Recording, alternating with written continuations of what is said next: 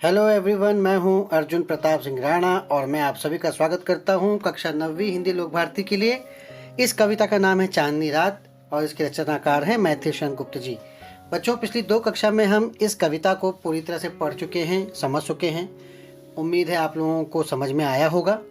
ये वीडियो जो मैं यहाँ पे आपको प्रस्तुत कर रहा हूँ बच्चों, ये है एक स्वाध्याय वीडियो। जी हाँ, जो अभ्यास दिया गया है पाठ्य पुस्तक में, इसके अलावा कुछ अतिरिक्त प्रश्नों के साथ मैं यहाँ उपस्थित हूँ और हम उन स्वाध्याय प्रश्नों को हल करेंगे।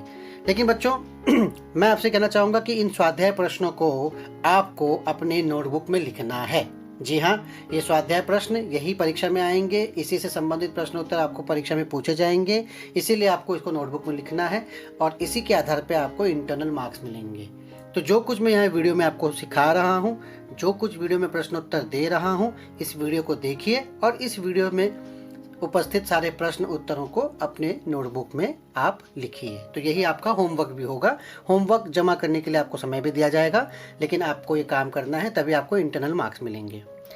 बच्चों, आप देख रहे हैं कि 5वीं, 6वीं, 7वीं से 8वीं में आने के बाद आप लोगों का जो परीक्षा पैटर्न है, परीक्षा पद्धति वो बदल गई है। पिछले वर्ष 8वीं कक्षा में आप लोगों ने देखा होगा किस तरीके से अब प्रक्रिया अगर देखा जाए तो यूं तो आसान कर दी गई है।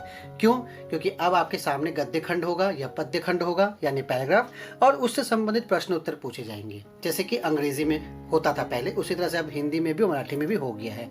तो दिखने में आसान है भी, लेकिन अगर आप पाठ को अच्छे से नहीं समझ पाते या फिर कविता को अच्छे से नहीं समझ पाते, उनके कठिन शब्दों के अर्थ आपको अच्छे से नहीं आते हैं, तो आप सीधे साधे प्रश्नों के उत्तर भी आसानी से दे नहीं पाएंगे। इसलिए इस वीडियो को ध्यान से देखिए और कैसे प्रश्न पूछे जाते हैं और कैसे आपको उनका जवाब लिखना है, इसके बारे में मैं आपको यहाँ पे सूचना दूंगा। ये कविता है चांदनी रात, मैथिली शरण गुप्त।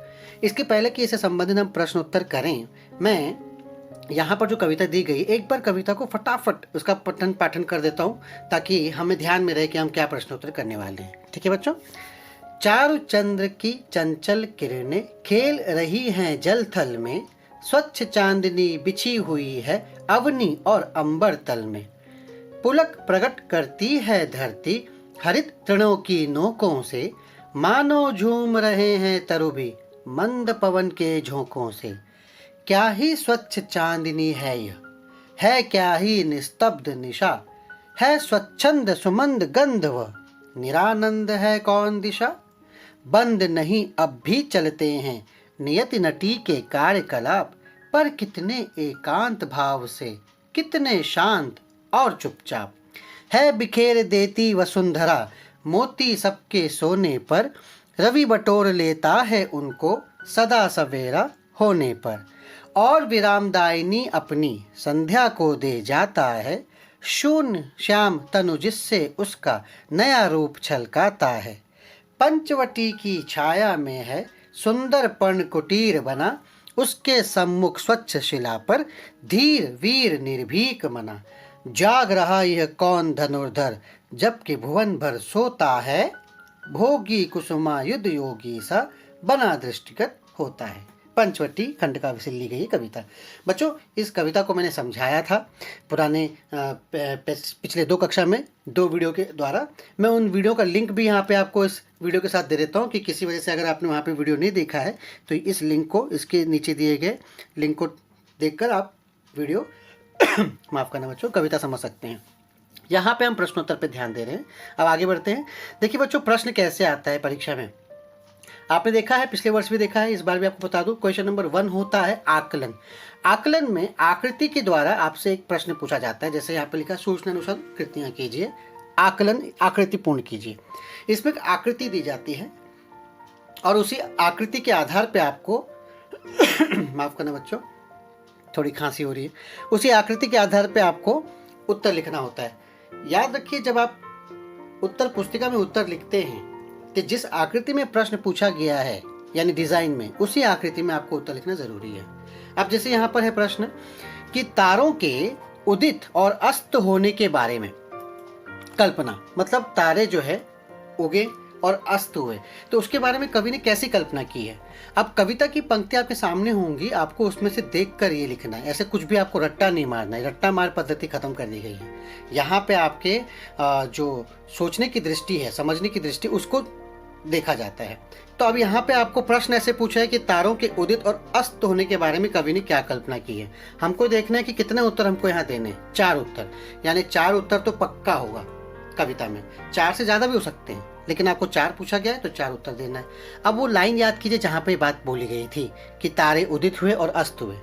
मुझे वो लाइन याद आती है कि है बिखेर देती वसुंधरा मोती सबके सोने पर, है ना। वसुंधरा यानी धरती क्या है, मोती। मोती का मतलब क्या था, जब हमने काव्य पंक्ति जब सुन रहे थे, समझ रहे थे, सरल अर्थ देख रहे थे, तो मोती मतलब था तारे। तो पृथ्वी ने तारे सब बिखेर दिए थे, है ना। तो तारों के उदित और अस्त होने के बारे में तो पहला देखिए, पृथ्वी द्वारा मोती पर मोती को चितराया जाना, यानी फैला देना। मोती सबके सोने पर बिखेर देती है। आप डिक्टो जो वर्ड है वो भी आप लिख सकते हैं यहाँ पर जो कविता में है, उसके अर्थ के आधार पर लिखते तो और अच्छी बात होती है, अंक आपको पूरे मिलेंगे। उसके बाद है, नहीं, दूसरा बात यहाँ पे है, दूसरी लाइन है, रवि बटोर लेता है उनको सदा सवेरा होने पर। तो दूसरा आंसर आएगा कि रवि ने मोतियों को बटोर लिया, तो ये दूसरा उत्तर। फिर तीसरी लाइन थी, और विरामदायिनी अपनी संध्या को दे जाता है। तो यहाँ पर है कि सूरज जो है वो संध्या को मोती दे देता है, ये तीसरा। और चौथा आंसर जो था यहाँ पे, शून्य श्याम तनु जिससे उसका नया रूप छलकाता है। तो क्या है, मोतियों से संध्या का नया रूप छलकना।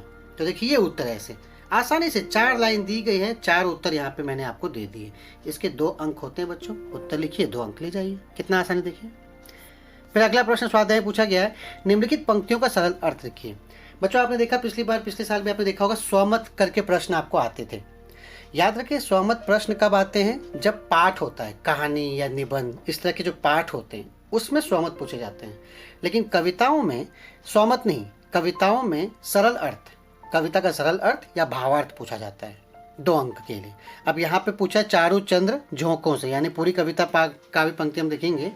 चारु चंद्र की चंचल किरणें खेल रही हैं जल थल में, स्वच्छ चांदनी बिछी हुई है अवनी और अंबर तल में, पुलक प्रकट करती है धरती हरित तृणों की नोकों से, मानो झूम रहे हैं तरु भी मंद पवन के झोंकों से। अभी 2 अंक के लिए पूछा जाएगा, इतना बड़ा तो नहीं पूछेंगे बच्चों, यहाँ 8 पंक्तियाँ, 4 पंक्तियाँ पूछ सकते हैं, फिर भी 8 पंक्ति स्वाध्याय में दिए गए तो मैं बता देता हूँ। सिंपल सरल जो काव्य पंक्ति दी है ना, उसी को आप सरल भावार्थ में लिखिए। क्या लिखा है कि रात चारों चंद्र की चंचल किरणें खेल रही हैं जलथल में, तो सिंपल लिखो, कवि कहते हैं कि चांदनी रात में चांद की चंचल किरणें जल और जमीन के साथ खेल रही हैं, ऐसा लगता है। स्वच्छ चांदनी बिछी हुई है अवनी और अंबर तल में, ऐसा लगता है जैसे पृथ्वी पर और समूचे धरती पर और आकाश पर जो है स्वच्छ चांदनी, एकदम साफ चांदनी बिछी हुई है और उन्हें प्रकाशित कर रही है। बस ऐसा लिखिए, 2 अंक पा जाइए। फिर आगे है, पुलक प्रकट करती है धरती हरित तृणों की नोकों से, यानी धरती भी जो है अपनी खुशी प्रकट करती है घास के नोकों से झूम कर, मानो झूम रहे हैं तरु भी मंद पवन के झोंकों से। उसी तरह से मंद मंद हवा के झोंकों से पेड़ पौधे भी झूम रहे हैं, ऐसा लगता है कि वो भी अपनी खुशी प्रकट कर रहे हैं। बस बच्चों, जो कविता पंक्ति दी है देखो, मैंने उसी को एक्सप्लेन किया सिंपल हिंदी में, सरल अर्थ में। बस इतना आप लिखिए और 2 अंक प्राप्त कर जाइए। यहाँ पे 2 पैराग्राफ दिए हैं, परीक्षा में एक ही पैराग्राफ पूछा जाएगा और देकर पूछेंगे कि इसका सरल अर्थ लिखिए, और लिखिए, अंक ले जाइए। उत्तर लिखना है ऐसे।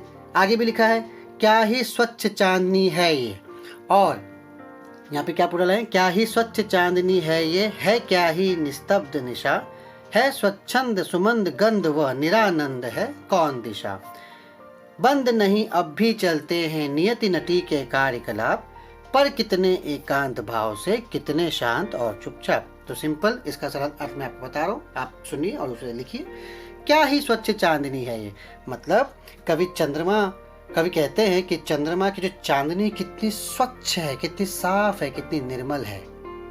ठीक है निस्तब्ध निशा, ये रात एकदम शांत है, कहीं कोई आवाज नहीं है स्वच्छंद सुमंद गंध व, मतलब हर जगह स्वच्छंद यानी आज़ाद, सुमंद यानी धीमा, गंध यानी खुशबू फैली हुई है। अभी स्वच्छंद, सुमंद, गंध, इसका मतलब, इसका अर्थ आपको पता होना चाहिए बच्चों, तभी आप सरल अर्थ लिख पाओगे। इसलिए शब्दार्थ में जो देता हूँ उसे ध्यान से पढ़िए, याद कीजिए, लिखिए, क्योंकि उससे संबंधित प्रश्न पूछे जाते हैं। फिर आगे है निरानंद है कौन दिशा, यानी हर जगह आनंद ही आनंद है, ऐसी कोई दिशा नहीं जहां पर आनंद ना हो, है सिंपल।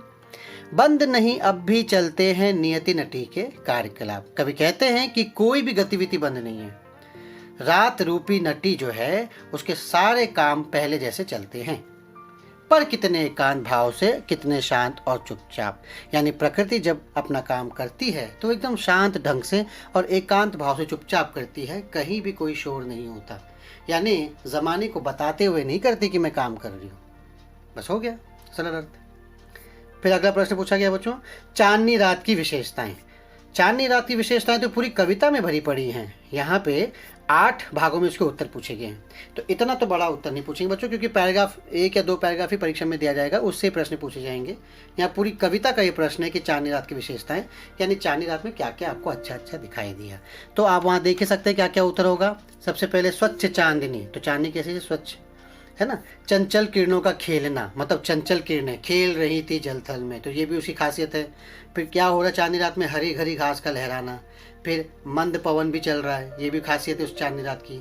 स्वच्छंद सुमंद, गंध है हर जगह, ठीक है। निरानंद है कौन दिशा, यानी हर जगह आनंद है ना। और धरती मोती बिखेर देती है, तो मोती का बिखराना, ये भी एक चांदनी रात की विशेषता है। और रात जो है नया रूप छलकाती है, तो ये भी उसकी विशेषता है। इसके अलावा भी 2-4 विशेषताएं और है बच्चों जो आप लिख सकते हो। पूछा जितना गया उतना आपको लिखना है। यहाँ पे 8 पूछे गए हैं।